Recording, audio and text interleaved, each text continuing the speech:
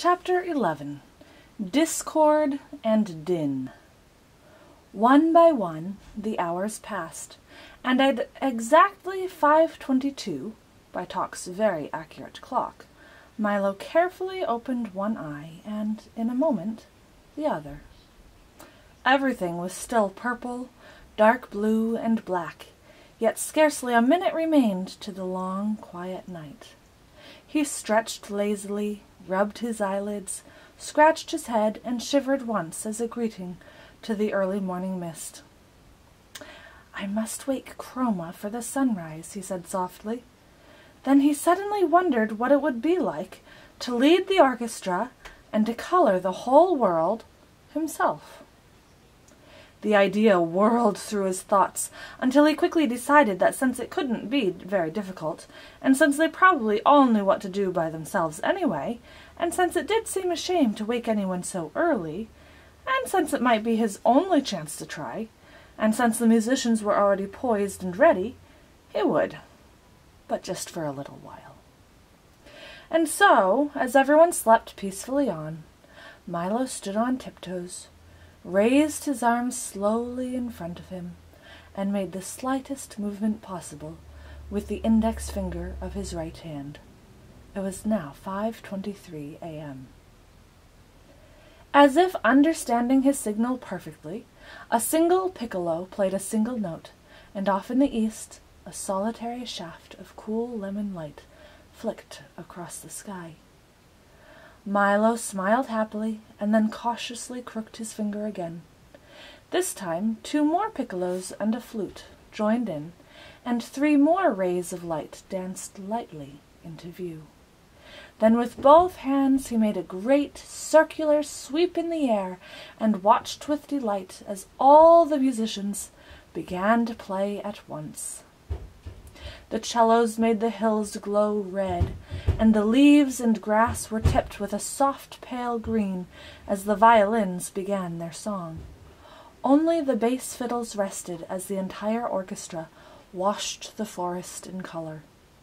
Milo was overjoyed because they were all playing for him, and just the way they should. "Won't Chroma be surprised?" he thought, signaling the musicians to stop. "I'll wake him now."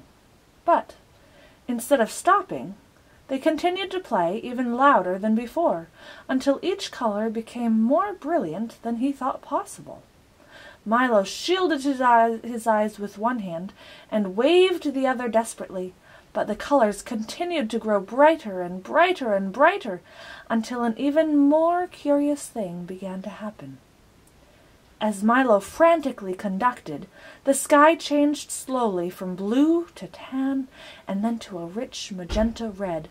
Flurries of light green snow began to fall, and the leaves on the trees and bushes turned a vivid orange. All the flowers suddenly appeared black, the gray rocks became a lovely soft chartreuse, and even peacefully sleeping Tock changed from brown to a magnificent ultramarine. Nothing was the color it should have been, and yet, the more he tried to straighten things out, the worse they became.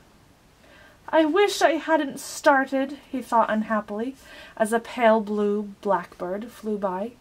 "There doesn't seem to be any way to stop them." He tried very hard to do everything just the way Chroma had done, but nothing worked. The musicians played on, faster and faster, and the purple sun raced quickly across the sky. In less than a minute it had set once more in the west, and then, without any pause, risen again in the east. The sky was now quite yellow, and the grass a charming shade of lavender. 7 times the sun rose, and almost as quickly disappeared as the colors kept changing. In just a few minutes, a whole week had gone by.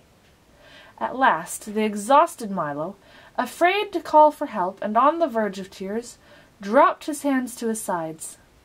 The orchestra stopped.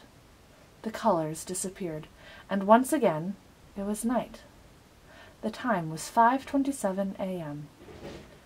"Wake up, everybody! Time for the sunrise!" he shouted with relief, and quickly jumped from the music stand. "What a marvelous rest," said Chroma, striding to the podium. "I feel as though I'd slept for a week. My! I see we're a little late this morning. I'll have to cut my lunch hour short by 4 minutes." He tapped for attention, and this time the dawn proceeded perfectly. "You did a fine job," he said, patting Milo on the head. "Some day I'll let you conduct the orchestra yourself." Tok wagged his tail proudly, but Milo didn't say a word, and to this day no one knows of the lost week but the few people who happened to be awake at 5:23 on that very strange morning. "We'd better be getting along," said Tok, whose alarm had begun to ring again, "for there's still a long way to go."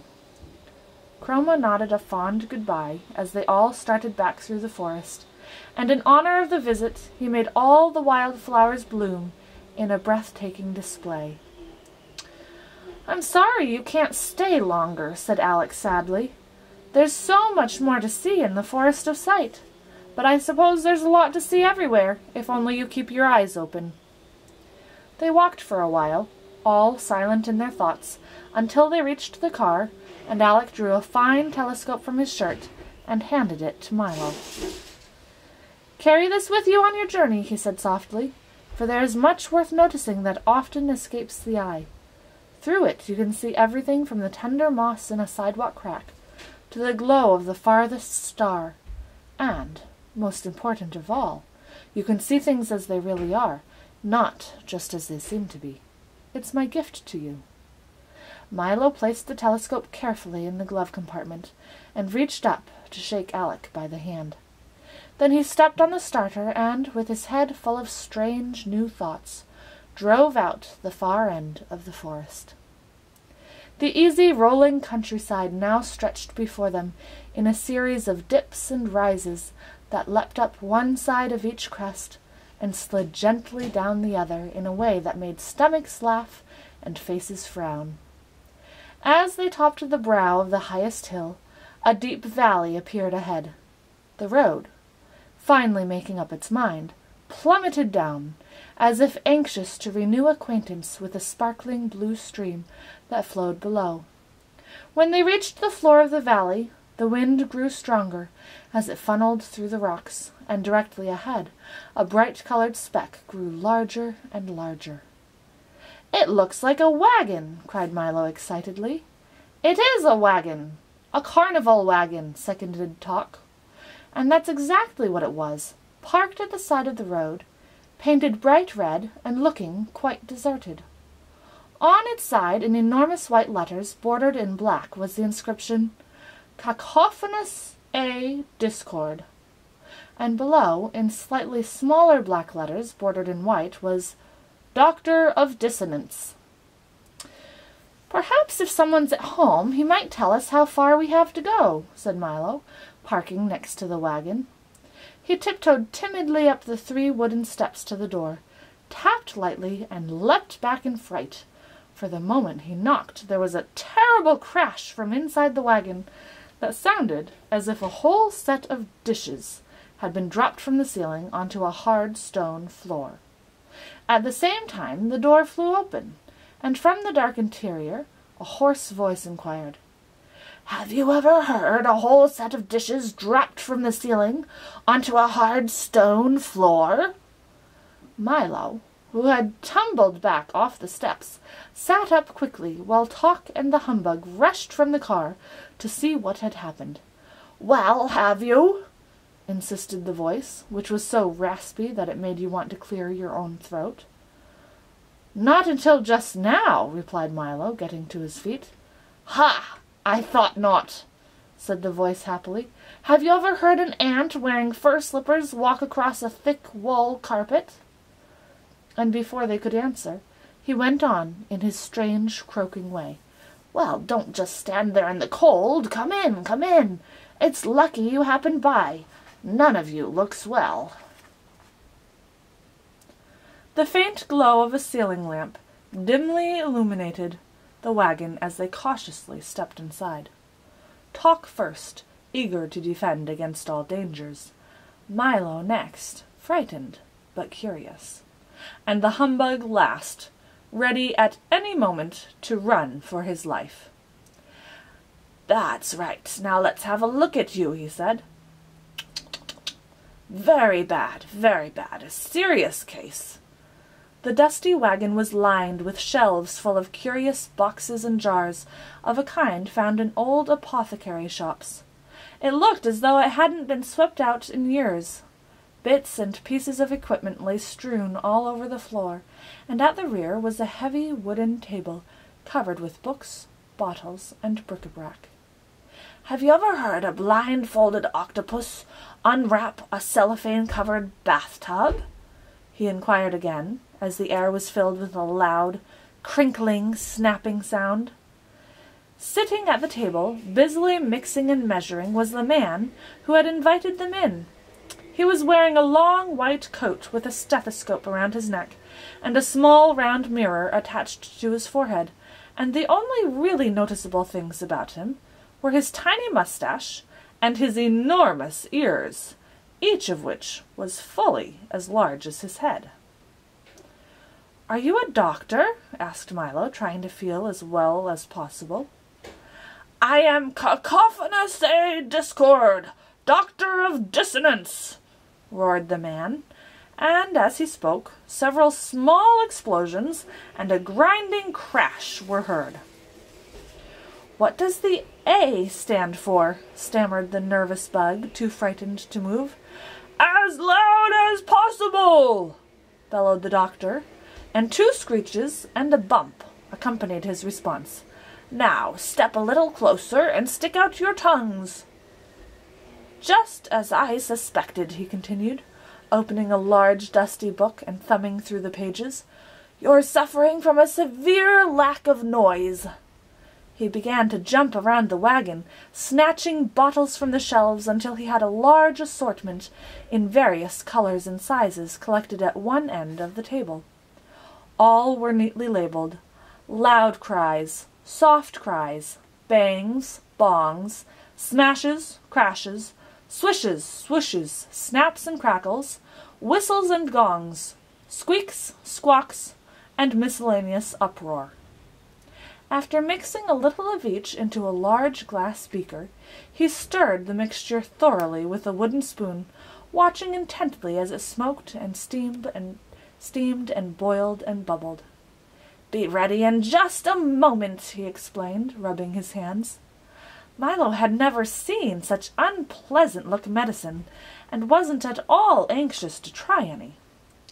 "Just what kind of a doctor are you?" he asked suspiciously. "Well, you might say I'm a specialist," said the doctor. "I specialize in noise, all kinds, from the loudest to the softest, and from the slightly annoying to the terribly unpleasant. For instance, have you ever heard a square-wheeled steamroller ride over a street full of hard-boiled eggs?" he asked, and as he did, all that could be heard were loud, crunching sounds. "But who would want all those terrible noises?" asked Milo, holding his ears. "Everybody does," said the surprised doctor. "They're very popular today. Why, I'm kept so busy I can hardly fill the orders for the noise pills, racket lotion, clamor salve, and hubbub tonic. That's all people seem to want these days." He stirred the beaker of liquid a few more times, and then, as the steam cleared, continued. "Business wasn't always so good.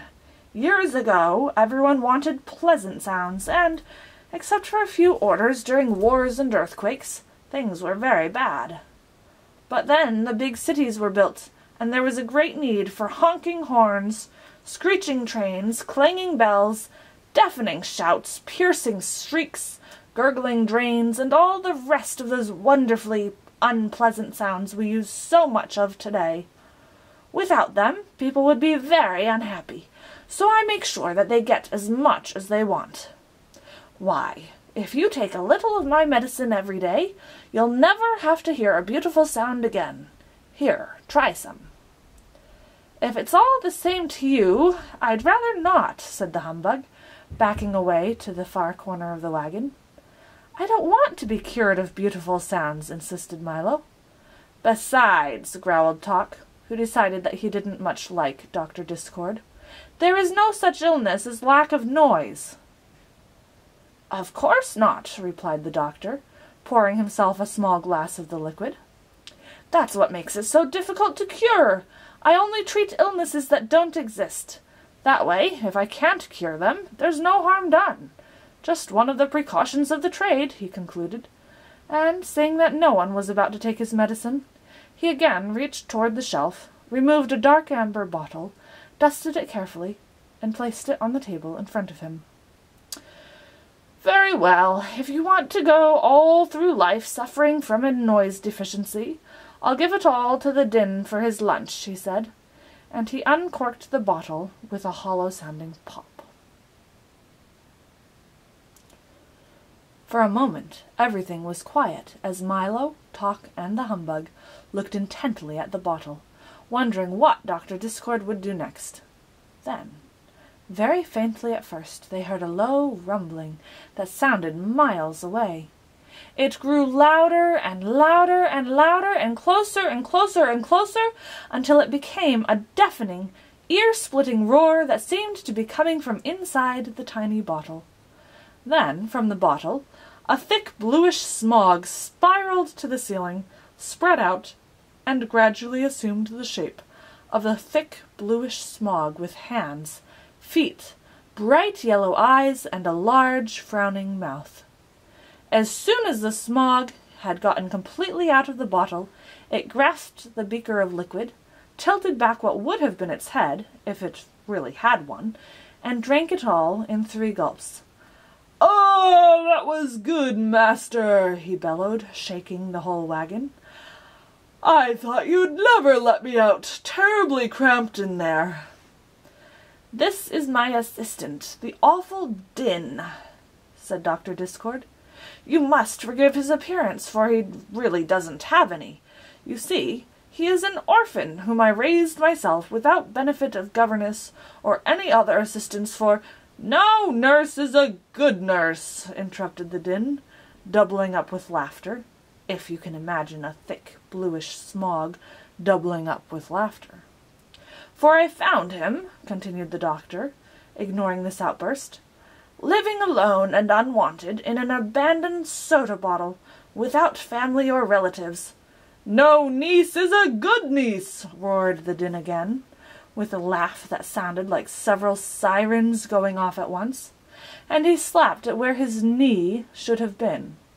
"And brought him here," continued the exasperated Dischord, "where, despite his lack of shape or features, I trained—" "No nose is a good nose," thundered the Dynne once again, as he collapsed in another fit of hysterics and clutched his sides. "I trained him as my assistant in the business of concocting and dispensing noise," finished the doctor, mopping his brow with a handkerchief. "No noise is a good noise!" exclaimed the humbug happily, trying to catch the spirit of things. "That's not funny at all," sobbed the Dynne, who went to a corner and sulked. "What is a Dynne?" asked Milo, when he had recovered from the shock of seeing him appear. "You mean you've never met the awful Dynne before?" said Dr. Dischord, in a surprised tone. "Why, I thought everyone had. When you're playing in your room and making a great amount of noise, what do they tell you to stop?" "That awful Dynne," admitted Milo. "When the neighbors are playing their radio too loud late at night, what do you wish they'd turn down?" "The awful Dynne," answered Tock. "When the street on your block is being repaired and the pneumatic drills are working all day, what does everyone complain of?" "The dreadful row," volunteered the humbug brightly. "The dreadful row," cried the anguished Dynne, "was my grandfather. He perished in the great silence epidemic of 1712. Milo felt so sorry for the unhappy Dynne that he gave him his handkerchief, which was immediately covered in bluish, smoggy tears. "Thank you," groaned the Dynne. "That's very kind. But I certainly can't understand why you don't like noise," he said. Why, I heard an explosion last week that was so lovely I cried for 2 days. The very thought of it upset him so much that he began to sob all over again in a way that sounded almost exactly like a handful of fingernails being scratched across a mile-long blackboard.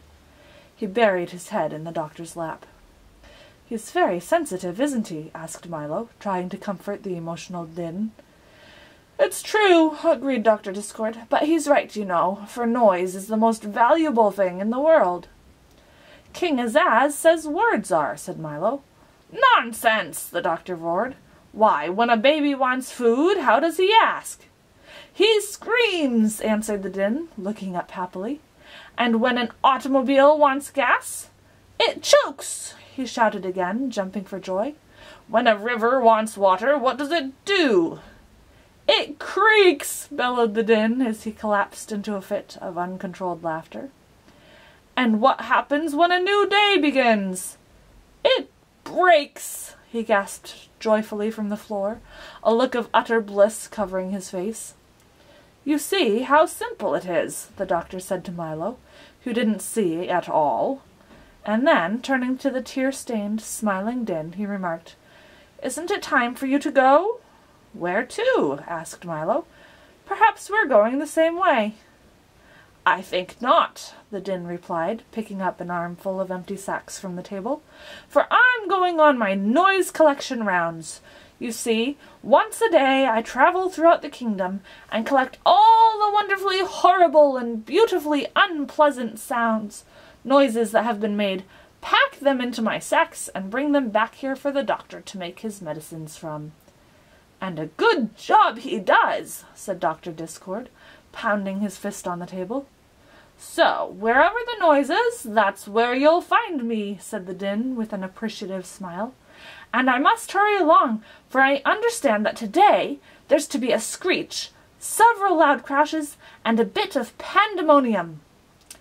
"And in which direction are you going?" asked the doctor, mixing another brew. "To Digitopolis," replied Milo. "How unfortunate," he said as the Dynne shuffled toward the door. "How very unfortunate, for then you must pass through the Valley of Sound." "Is that bad?" asked the perpetually worried humbug. The Dynne paused in the doorway, with a look of extreme horror on his almost featureless face, and the doctor shuddered in a way that sounded very much like a fast-moving freight train being derailed into a mountain of custard. "Well, you might ask, for you will find out soon enough," was all he would say as he sadly bade them farewell, and the Dynne galloped off on his rounds.